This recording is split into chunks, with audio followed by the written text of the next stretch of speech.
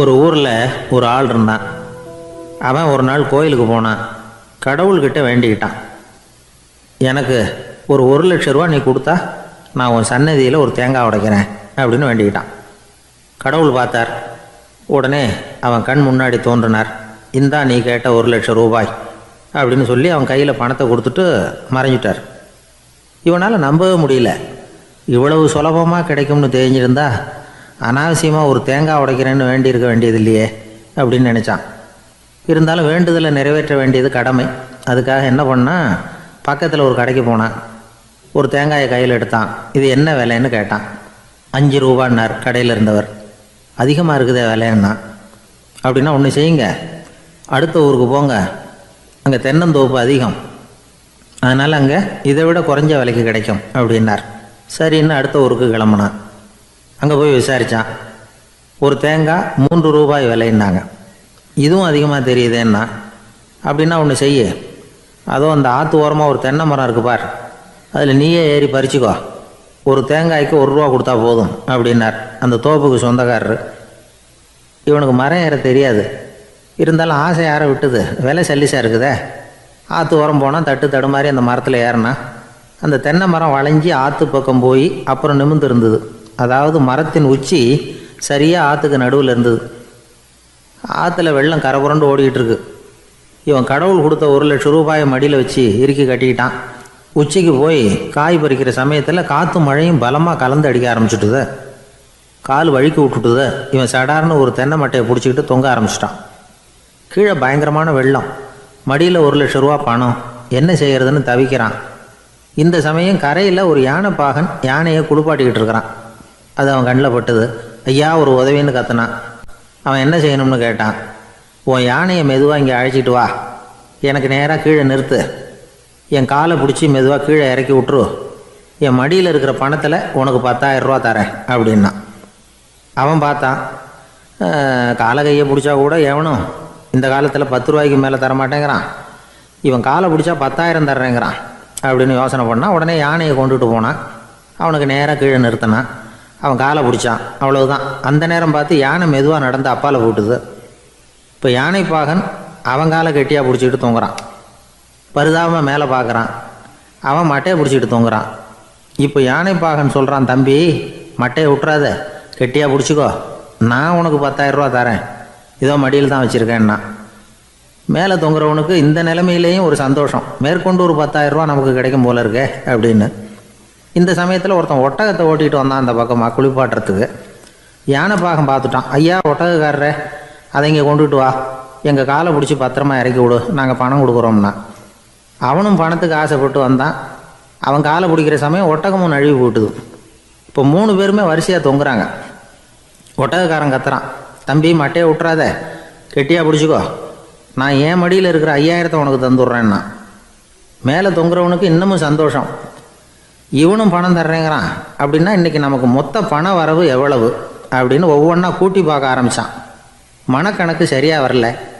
அதனால் அப்படியே விரலை விட்டு எண்ண ஆரம்பித்தான். அவ்வளவுதான். மட்டையை விட்டுட்டு கை நழுவி வந்துட்டுது. 3 பேரும் பொத்துன்னு ஆற்றுல விழுந்தாங்க. படாத பாடுபட்டு தட்டு தடுமாறி கரைக்கு வந்து சேர்ந்தாங்க. 3 பேர் மடியில் இருந்த பணமும் ஆற்றோட போட்டுது.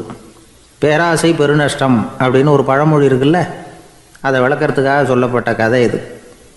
இந்த காலத்தில் ஒருத்தர் ஒரு நீச்சல் குளத்தில் நீச்சல் அடிச்சுக்கிட்டு இருக்கிறார். காவலுக்கு இருந்தவர் அதை கவனிச்சுட்டார். கரையிலேருந்து சத்தம் போட்டாராம், இதோ பாருங்கள், இங்கே ராத்திரி 8 மணிக்கு மேலே நீச்சல் அடிக்கிறது சட்டப்படி குற்றம், அதுக்கு அனுமதி கிடையாது, தெரியாதா உங்களுக்கு அப்படின்னாராம். இதுக்கு அவர், ஐயையோ நான் நீச்சல் அடிக்க வந்தவன் இல்லைங்க, சும்மா சுற்றி பார்க்க வந்தவன், தடுமாறி குளத்தில் விழுந்துட்டேன், நீச்சல் தெரியாது, அதனால் தத்தளிச்சுக்கிட்டு இருக்கிறேன் அப்படின்னு கத்துனாராம். கரையில் இருந்தவர் பார்த்தார்.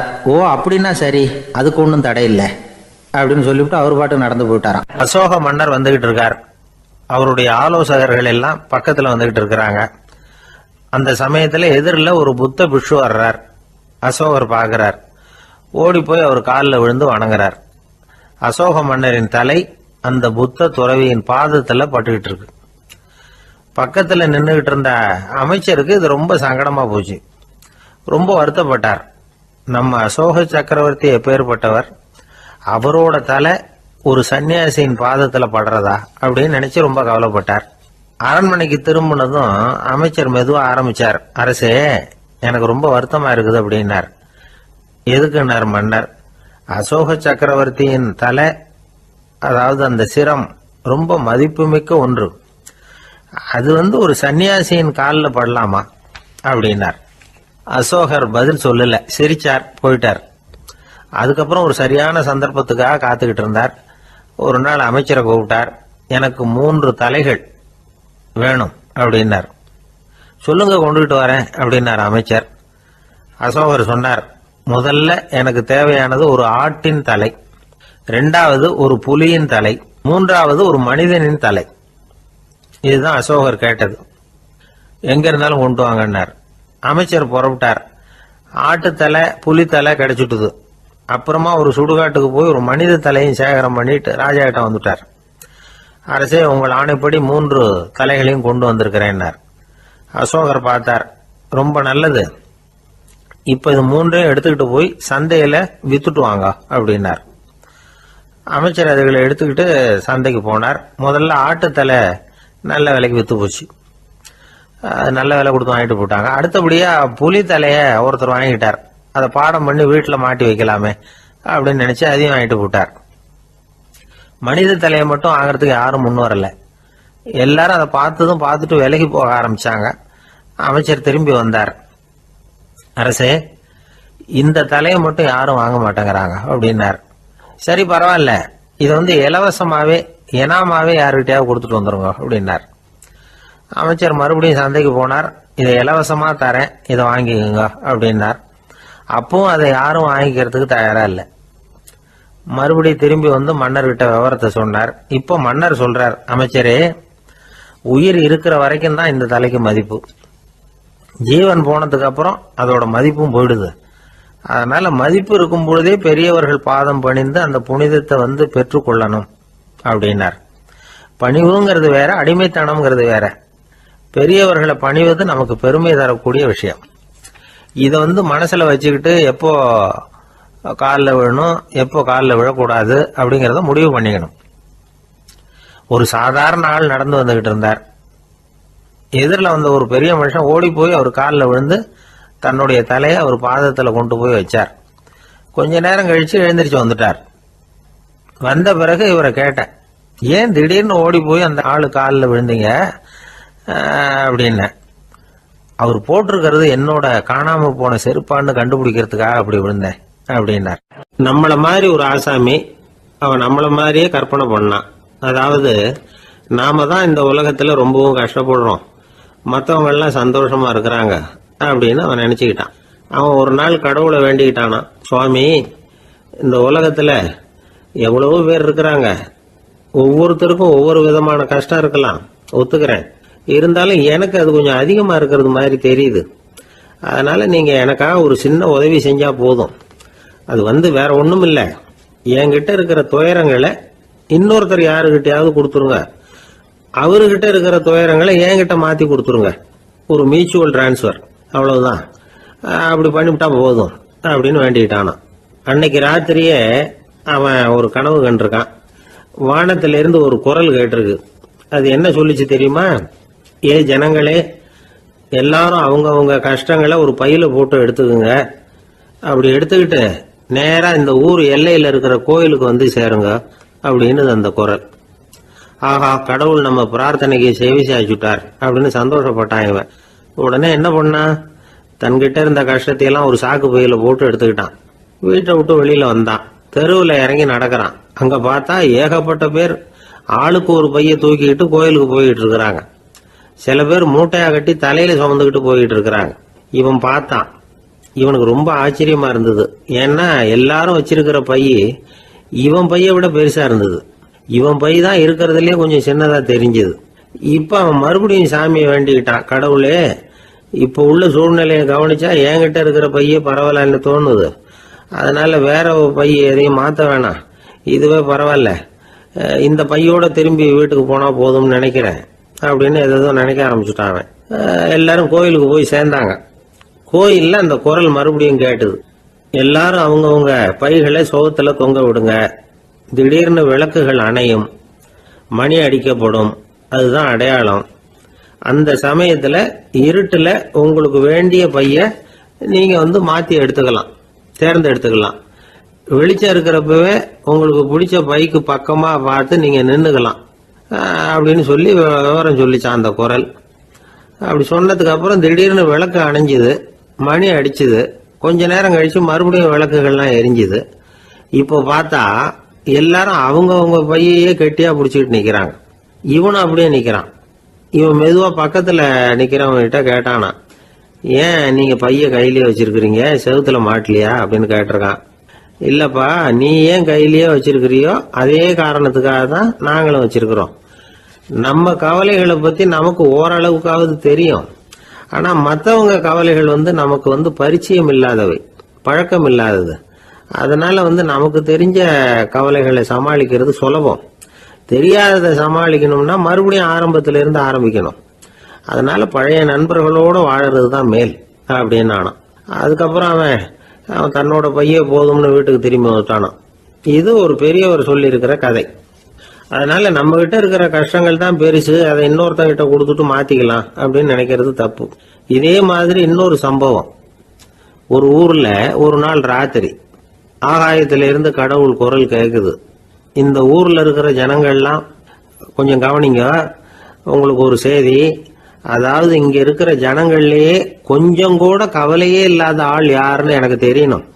அதனால எல்லாரும் அவங்க கவலைகளை ஒரு பையில போட்டு எடுத்துக்கிட்டு கோயிலுக்கு வாங்க அப்படின்னாரு கடவுள். உடனே வரிசையா எல்லாரும் வர ஆரம்பிச்சாங்க. எல்லார் கையிலயும் பை இருந்தது, சின்னதும் பெருசுமா. கவலையே இல்லாத ஆள் யாருன்னு தேடினார் கடவுள். ஒரே ஒரு ஆள் மட்டும் கையில எதுவும் இல்லாம வெறும் கையை வீசிக்கிட்டு ரொம்ப ஜாலியா நடந்து வந்துகிட்டு இருந்தான். கடவுள் அவங்க கிட்ட போனார். ஏன்பா உனக்கு கவலையே இல்லையா அப்படின்னு கேட்டார். எனக்கும் சில கவலைகள்லாம் உண்டு அப்படின்னு அவன். எங்க அதெல்லாம்னு கேட்டிருக்காரு கடவுள். பின்னாடி லாரியில வந்துகிட்டு இருக்கு அப்படின்னு அவன். ஒரு ஆள் இருந்தார். அவரு தன்னை ஒரு குருன்னு சொல்லிக்கிட்டார். மௌன குரு, வாயே திறக்கிறது இல்லை. அவருக்கு 2 சீடர்கள் உண்டு. இவங்க தான் வர்றவங்க கிட்ட பேசுவாங்க, விளக்கம் கொடுப்பாங்க. ஒரு நாள் இந்த சீடர்கள் 2 பேரும் எங்கேயோ வெளியில் போயிட்டாங்க. அந்த நேரம் பார்த்து ஒருத்தர் அங்கே வந்தார். குரு கிட்ட போனார். குருவே, புத்தர்னா என்னன்னு கேட்டார். குருவுக்கு ஒன்றும் புரியல. அவர் உண்மையான குருவாக இருந்தாவில் புரியும். அவர் திருன்னு முழிக்க ஆரம்பிச்சிட்டார். இந்த நேரம் பார்த்து இந்த சீடர்களும் எங்கேயோ போயிட்டாங்களே, என்ன பண்ணுறது, உதவிக்கு யாராவது கிடைக்க மாட்டாங்களா அப்படின்னு அப்படியே சுற்றி பார்க்குறார். அங்கங்கே பார்க்குறார். வந்தவர் இதை கவனிச்சார்.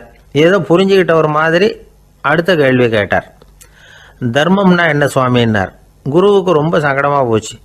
நம்ம நிலைமை இப்படி ஆகிட்டுதே, இக்கட்டில் மாட்டிக்கிட்டோமே அப்படின்னு நினச்சபடியே விட்டத்தை பார்த்தார்.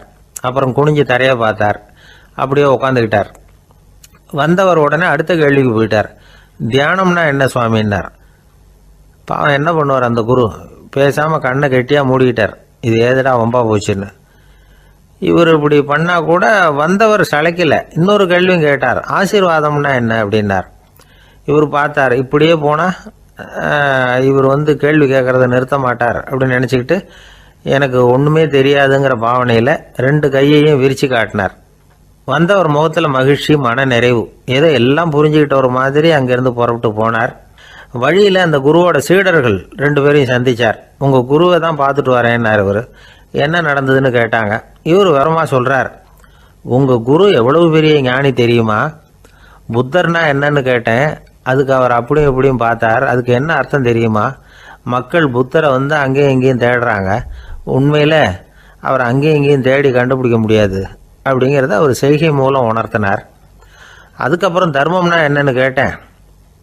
அவர் மேலேயும் கீழையும் பார்த்து தர்மம் சமமானது, அதில் உயர்வு தாழ்வு இல்லைங்கிறத உணர்த்தினார். அதுக்கப்புறம் தியானம்னா என்னன்னு கேட்டேன். கண்ணை மூடிக்கிட்டார்.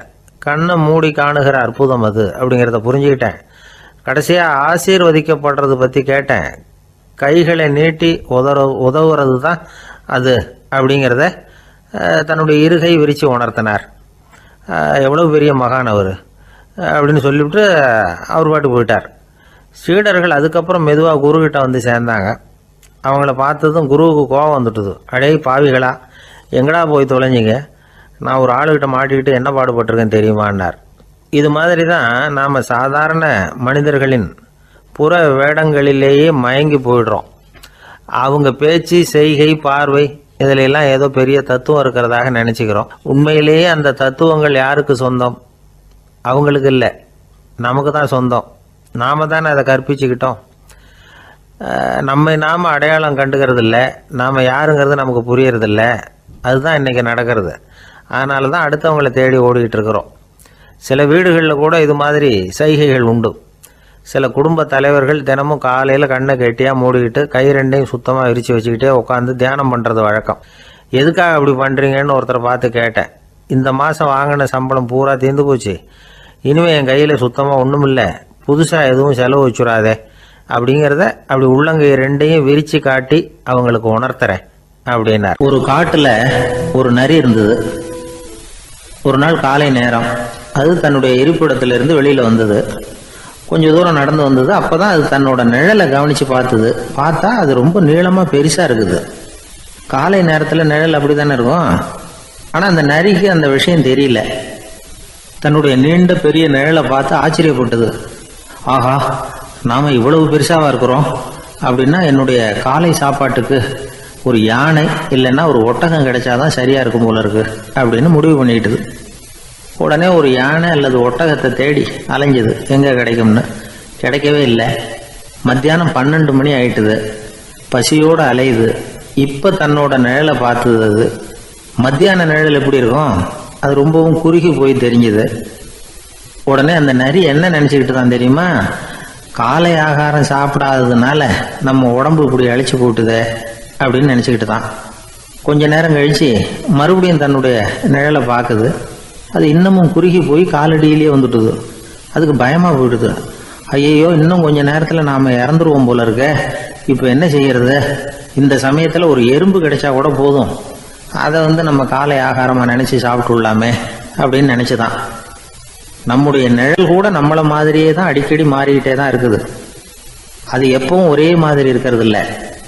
மனிதனுக்கு ஏற்படுகிற தன்முனைப்பு இருக்கு பாருங்க, ஈகோ, அது கூட ஒரு நிழல் மாதிரி தானா. அப்படி நினைக்க ஆரம்பிச்சுட்டா அதனால ஏதும் பிரச்சனை வராதான். தன்முனைப்பை நிழல் போலவே ஏற்றுக்கொள்ளுங்கள் அப்படிங்கிறது பெரியவங்க கருத்து. ஒரு காரியத்தை வெற்றிகரமாக நல்ல விதமாக செஞ்சு முடிக்கிறோம்னு வச்சுக்கோங்க. அந்த சமயத்தில் ஒரு வித நுட்பமான தற்பெருமை நமக்குள்ள உண்டாகுது. இது இயற்கையானது, அதனால இது மேலே பற்று வைக்கக்கூடாது. அப்படி வைக்க ஆரம்பிச்சுட்டா அந்த தற்பெருமை ஒரு நிரந்தர விருந்தாளியாக நம்மகிட்ட தங்கிக்கும். நம்ம நிழல் எப்படின்னு பாருங்க, நாம் நடக்கும் பொழுது நம்ம பின்னாடியே வரும். தன்முனைப்பையும் அப்படியே நினச்சிக்கோங்க.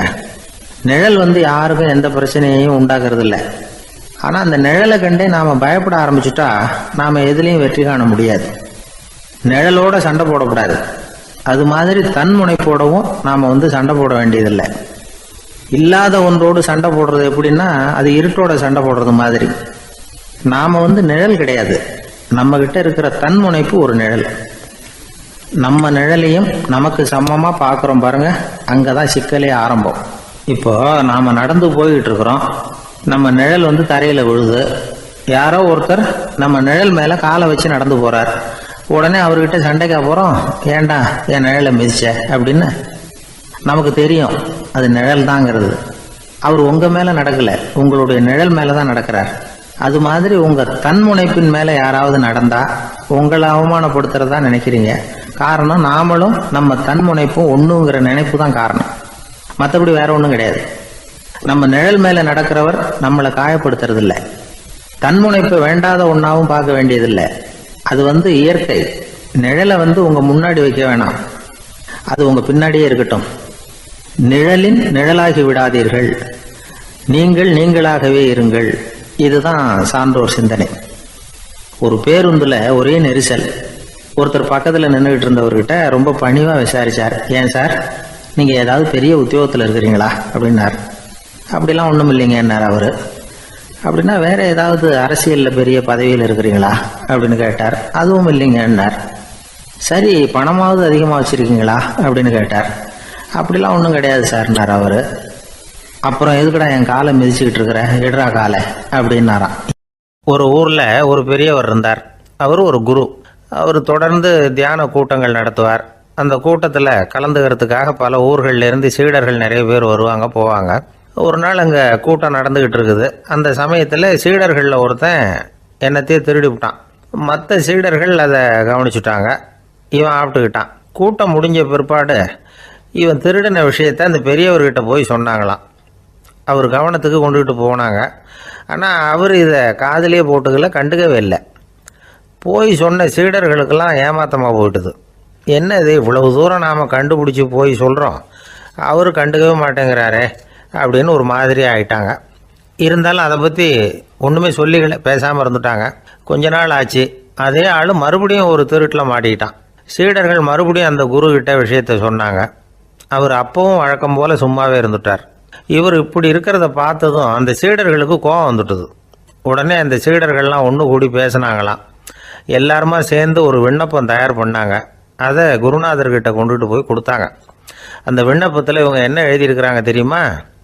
குருநாதர் அவர்களே, உடனே திருடனவன் மீது சட்ட நடவடிக்கை எடுக்கணும். நீங்கள் அப்படி அவனை இங்கே சேர்க்கக்கூடாது.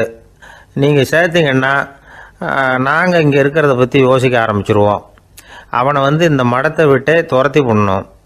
நீங்கள் அவனை வெளியில் அனுப்புங்க, இல்லைன்னா நாங்கள் அத்தனை பேரும் வெளியில் போயிடுறோம். இப்படி தான் அந்த விண்ணப்பத்தில் எழுதியிருக்கிறாங்க. குரு அந்த விண்ணப்பத்தை வாங்கி படித்து பார்த்தார். அதுக்கப்புறம் அதை எழுதின அத்தனை பேரையும் கூப்பிட்டாரு. எல்லாரும் இப்படி வாங்கன்னாரு. வந்தாங்க. இப்படி என் எதிரில் உட்காருங்கன்னார். உட்காந்தாங்க. அப்புறம் சொன்னார், இதை பாருப்பா, நீங்கள் எல்லாரும் புத்திசாலிகள். உங்களுக்கு எது நல்லது எது கெட்டதுங்கிறது நல்லா தெரியும். நீங்கள் மேற்கொண்டு ஏதாவது படிக்கணும்னு நினச்சா வேறு எங்கே வேணும்னாலும் போகலாம். அதுக்கு நான் தடை சொல்ல மாட்டேன். ஆனால் உங்களால் குற்றம் சாட்டப்பட்ட அவன் இருக்கானே, அவன் எப்படின்னா அவனுக்கு எது நல்லது எது கெட்டதுங்கிறதெல்லாம் தெரியாது. அதனால தான் திருடுறான். நீங்கள் சொல்கிறது மாதிரி அவனை அடித்து துரத்தி விடுறோம்னு வச்சுக்கோங்க, அவனுக்கு எப்படி நல்லது கெட்டது தெரியும்? அவனுக்கு அதை யார் சொல்லி கொடுக்கறது? அதனால் இங்கேயே இருக்கட்டும், அதுதான் சரி. இதுக்காக நீங்கள் எல்லாரும் என்னை விட்டுட்டு போனாலும் சரி, அவனை நான் விரட்ட மாட்டேன் அப்படின்னு விட்டாரான். இவ்வளவையும் திருடனை அந்த சீடன் கேட்டுக்கிட்டே இருந்திருக்கான். அவன் கண்களில் கண்ணீர். அப்படியே எழுந்திரிச்சு வந்தான். குரு காலில் விழுந்தான். அவன் கண்ணீரில் அவனது தீமை கழுவப்பட்டது அப்படிம்பாங்க.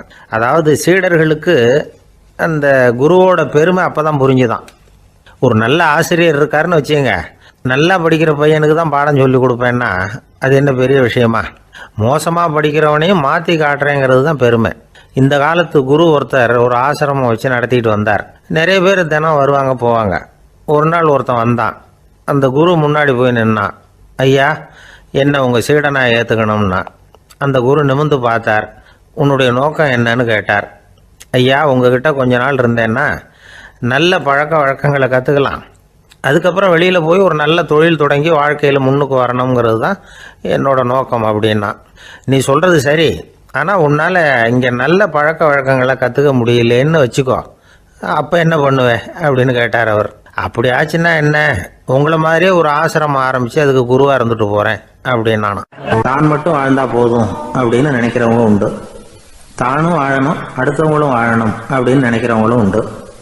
முதல்ல சொன்ன வகையை சேர்ந்த மனிதர்கள் எப்படி தெரியுமா? எப்படியாவது தான் மட்டும் வாழ்ந்தால் போதுங்கிற நினைப்பு தான் எப்பவும் அவங்களுக்கு இருக்கும். தங்களுடைய வளர்ச்சிக்கு எது தடையாக இருந்தாலும் சரி, யார் தடையாக இருந்தாலும் சரி, அதை அழிச்சுட்டு தான் மறுவேலை பார்ப்பாங்க. அவங்கெல்லாம் பாவ காரியங்களுக்கு தயங்குறதே இல்லை. அப்படிப்பட்ட வாழ்க்கை அவங்களுக்கே இடைஞ்சல அமைஞ்சு விடுறது உண்டு. அதை விளக்கிறதுக்கு ஒரு கதையும் உண்டு. ஒரு ஊரில் அப்படிப்பட்ட ஆள் ஒருத்தன் இருந்திருக்கான். நிறைய பாவங்களை செஞ்சவன். அதன் காரணமாக நரகப்படுகொழியில் விழுந்துட்டான். நரகப்படுகொழிங்கிறது ஒரு பெரிய கிணறு மாதிரி. ஏற்கனவே பாவம் செஞ்சவங்க நிறைய பேர் அதில் விழுந்து கிடக்குறாங்க. உள்ள ஏகப்பட்ட சத்தம், எல்லாம் அந்த பாவாத்மாக்கள் போடுற சத்தம். இப்போ விழுந்தானே இவனும் சத்தம் போட்டான். இவன் போடுற சத்தம் கொஞ்சம் அதிகமாக கேட்டுது. இந்த கிணத்துக்கு பக்கத்தில் புத்தர் உட்கார்ந்துருக்கிறார். அவர் காதில் இவன் போடுற சத்தம் விழுந்தது. உடனே அந்த கிணத்தடிக்கு போனார். குனிஞ்சு பார்த்தார். சாமி, என்னை காப்பாற்றுங்க அப்படின்னு கத்தனான் இவன். புத்தர் அவனை கொஞ்சம் கவனித்து பார்த்தார். மனித சமுதாயத்துக்கு அவன் என்னென்ன கெடுதல் பண்ணியிருக்கிறாங்கிற விவரமெல்லாம் அவர் மனக்கண்ணில் தெரிஞ்சது. அவருக்கு எல்லாம் புரிஞ்சு போச்சு. இருந்தாலும் அவனை காப்பாற்றுறதுக்கு ஏதாவது வழி உண்டா அப்படின்னு யோசிச்சார். அவன் தன்னுடைய வாழ்நாளில் ஏதாவது நல்லது செஞ்சிருக்கானா அப்படின்னு பார்த்தார். ஒரே ஒரு சமயம் அவன் தன்னுடைய காலடியில் மிதிபட இருந்த சிலந்தியை மிதிக்காமல் தாண்டி போயிருக்கிறான். இந்த ஒரு காரியத்துக்காக அவனை கரையேற்ற முடியுமா அப்படின்னு நினைச்சார். அவ்வளவுதான். உடனே அவர் கையில் ஒரு சிலந்தி வந்து உட்காந்துதான். அதுகிட்ட இருந்து நூல் இழை வெளிவர ஆரம்பிச்சது. அந்த நூல் இழை கிணற்று ஆழம் வரைக்கும் அப்படியே நீண்டுகிட்டே போச்சான். புத்தர் பார்த்தார். இந்த நூலை பிடிச்சிக்கிட்டு மேலே ஏறி வா அப்படின்னார். என்னங்க சொல்றீங்க, இந்த சிலந்தி நூல் என்ன தாங்குமான்னு கத்தினான். எல்லாம் தாங்கும், அதை பிடிச்சிக்கிட்டு ஏறி வா அப்படின்னார். சந்தேகத்தோடவே அவன் அந்த நூல் இழைய பிடிச்சி இழுத்து பார்த்தா ரொம்ப வலுவா இருந்தது. அவனுக்கு ஆச்சரியம். அதை பிடிச்சிக்கிட்டே மெதுவாக மேலே ஏறி வர ஆரம்பிச்சிட்டான். பாதி தூரம் ஏறி வந்திருப்பான். அப்போ அவன் காலுக்கு கீழே ஏதோ சத்தம். என்னன்னு குனிஞ்சு பார்க்கறான். கீழே கிடந்தவங்க சில பேரும் அந்த நூலை பிடிச்சி மேலே வந்துக்கிட்டு இருக்கிறாங்க. இவனுக்கு கோபம் வந்துட்டுது. தன்னுடைய இடுப்புல வச்சிருந்த கத்தியை எடுத்து தன்னுடைய காலுக்கு கீழே நூல் இழையை அப்படியே வெட்டி விட்டுட்டான். இனிமே நாம மட்டும்தான் மேலே ஏறி வந்துடணும் அப்படின்னு நினைச்சுக்கிட்டான். ஆனா நடந்தது என்ன தெரியுமா? மொத்த நூல் இழையும் அப்படியே அருந்து கீழே விழுந்துட்டுது. அவனும் பொத்துன்னு கீழே விழுந்துட்டான். மறுபடியும் கத்த ஆரம்பிச்சுட்டான். ஏற்கனவே அவன் செஞ்சிருந்த ஒரு சிறு கருணை அந்த நூல் இழைக்கு உறுதியை கொடுத்தது. இப்போ அவன் செஞ்ச பாவம் அந்த நூல் இழைய வலுவிழக்க செஞ்சுட்டுது. அடுத்தவங்களும் வாழணுங்கிற எண்ணம் அவனுக்கு இருந்திருந்தா இப்போ அவனும் கரையேறி வந்திருப்பான், மற்றவங்களும் சௌக்கியமா வந்து சேர்ந்திருப்பாங்க. அதனால நாமும் வாழணும், அடுத்தவங்களும் வாழணும் அப்படின்னு நினைக்கிறவன் வாழ்க்கையில சீக்கிரம் முன்னுக்கு வந்துடுவான். ஒருத்தன் ஒரு டாக்டர் கிட்ட போனான், மருந்து வாங்கினான். வாங்கி கொண்டாந்து பேசாம வச்சுட்டான், சாப்பிடல. அப்புறம் எதுக்காகப்பா போய் அவர்கிட்ட மருந்து வாங்கினேன் அப்படின்னு கேட்டாங்க. டாக்டர் வாழணும் இல்லையா, அதனாலதான் அப்படின்னா. அவர் கொடுத்த மருந்தை நீ ஏன் சாப்பிடல அப்புறம் அப்படின்னு கேட்டாங்க. நான் வாழணும் இல்லையா, அதுக்காக தான் அப்படின்னா. அவர் ஒரு பெரிய குடும்பத்துல பிறந்தவர். இருக்கிற சொத்துக்கள் எல்லாத்தையும் வாரி வழங்கி விட்டு காட்டுக்கு புறப்பட்டார் தவம் செய்யறதுக்காக. இருந்தது ஊராவும் கொடுத்துட்டார். இனிமே எதுவுமே இல்லை கொடுக்கறதுக்கு. அப்போ கடைசியா ஒருத்தன் வந்து கையை நீட்டினானா, ஐயா ஏதாவது கொடுங்கன்னு இருக்கான். அவர் பார்த்தார். கட்டி இருக்கிற வேட்டியை தவிர வேற எதுவுமே இல்லை. 8 முழம் பட்டு வேட்டி ஜரிகை கரையோடு இருக்குது. கடைசியா அதை தான் எடுத்துக்கிட்டு அவர் புறப்பட்டு இருக்கார். அவர் பார்த்தார். எதிரில் அவன் பரிதாபமா நின்றுட்டு இருக்கிறான். அந்த 8 முழ வேட்டியை 2ஆ கிழிச்சார். 4 முழத்தை அவன்கிட்ட கொடுத்தாரு. மீதி 4 முழத்தை தன்னுடைய இடுப்புல கட்டிட்டு அவர் காட்டுக்கு போயிட்டார். இவன் என்ன பண்ணான் தெரியுமா? கையில கிடைச்ச 4 முழத்தை எடுத்துக்கிட்டு கடை வீதிக்கு போனான். பழைய பட்டு வேட்டி ஜருகை இதெல்லாம் விலைக்கு வாங்குற வணிகர் ஒருத்தர் இருக்கார். அவர்கிட்ட போனான். இதை விலைக்கு எடுத்துக்கிறீங்களா அப்படின்னு கேட்டிருக்கான். அவர் வாங்கி பார்த்துருக்கார். ஆஹா, இது ரொம்ப அருமையான வேட்டி, விலை உயர்ந்த ஜருகை, இது ஏது உனக்கு அப்படின்னு கேட்டாரான். அவன் நடந்தது சொல்லியிருக்கான். அப்படின்னா ஒன்று செய்ய, இந்த வேட்டியோட இன்னொரு பாதியையும் மெதுவாக வாங்கிட்டு வந்துரு, உனக்கு நிறைய பணம் தர்றேன் அப்படின்னாரான் அந்த வணிகர். இவன் கொஞ்சம் யோசனை பண்ணி பார்த்தான். கொஞ்சம் இருங்கத்தை வந்துடுறேன் அப்படின்னு சொல்லிவிட்டு நேராக காட்டுக்கு போனான். அவர் எங்கே இருக்காருன்னு தேடி கண்டுபிடிச்சான். அவர் ஒரு இடத்துல தவக்கோலத்தில் இருக்கிறார். கட்டியிருந்த இடவேட்டியும் அவர் அறியாமல் நழுவி கீழே விழுந்து கிடக்குது. இவனுக்கு ரொம்ப வசதியாக போச்சு. அவரை கேட்க வேண்டிய அவசியமே இல்லை. மெதுவாக சத்தம் போடாமல் அடி மேலே அடி வச்சு நெருங்கினான். அவர் கண்ணை மூடிக்கிட்டு அவர் பாட்டு நின்றுட்டு இருக்கிறார். இவன் மெதுவாக போய் கீழே கிடந்த அந்த துணியை எடுத்துக்கிட்டு சத்தம் போடாமல் திரும்பி நடந்தான். ஒரு 2-3 அடி எடுத்து வச்சிருப்பான். அப்படி ஓட ஆரம்பிக்கிற சமயத்தில் அவன் காலில் கீழே கிடந்த முள்ளு ஒன்று நறுக்குன்னு தச்சு விட்டுது. வலி தாங்க முடியாமல் அம்மான்னு கத்தியிருக்கான். இந்த சத்தத்தினால கண்ணை மூடி நின்றுகிட்டு இருந்த அவரோட தவம் கலைஞ்சது. மெல்ல கண்ணை திறந்து பார்க்குறார். தன் இடையில இருந்த வேட்டி அவன் கையில் இருக்கு. இப்போ அவர் நினைக்கிறார். என்ன நினைக்கிறாருன்னா, இந்த வேட்டி மீது நான் வைத்த ஆசையல்லவா அவனை திருடனாக ஆக்கி விட்டது அப்படின்னு நினைச்சாராம். இந்த வேட்டி மேல நாம வச்ச ஆசை அவனை திருடும்படி ஆக்கி விட்டதே அப்படின்னு நினைச்சாராம். இது எப்பேற்பட்ட மனநிலை அப்படிங்கிறத கொஞ்சம் யோசனை பண்ணி பாருங்க. தான் ஒரு பொருள் மேல வச்ச பற்று இன்னொரு மனிதன் திருடனாக ஆகிறதுக்கு காரணம் ஆயிட்டுதேன்னு நினைக்கிறார். அப்படி நினைச்ச அந்த பெரியவர் யார் தெரியுமா? அவர் தான் மகாவீரர். இழந்துட்டேங்கிறிய, நீ என்னத்தை கொண்டுகிட்டு வந்த எங்க இழந்துடுறதுக்கு? நீ என்னத்தை உண்டாக்குன இது அழிஞ்சுட்டுதுன்னு சொல்றதுக்கு? இதுதான் அவருடைய சிந்தனை. இன்றைக்கு நம்ம சிந்தனையெல்லாம் வேற மாதிரி இருக்குது. ஒருத்தன் நடுத்தருவில் உட்காந்து அழுதுகிட்டு இருந்தான். அந்த வழியா வந்தவர் ஒருத்தர், ஏன்பா அழறேன்னு கேட்டாராம். 5 ரூபா சார், இந்த இடத்துல விழுந்துட்டுது, ரொம்ப நேரமா தேடுறேன், கிடைக்காது போல இருக்கு அப்படின்னு சொல்லிவிட்டு அழறான். எப்போ தொலைஞ்சதுன்னு கேட்டாராம் அவரு. அது எனக்கு தெரியாது சார். பணத்தை தொலைச்சவன் தேடி பார்த்துட்டு போயிட்டான்.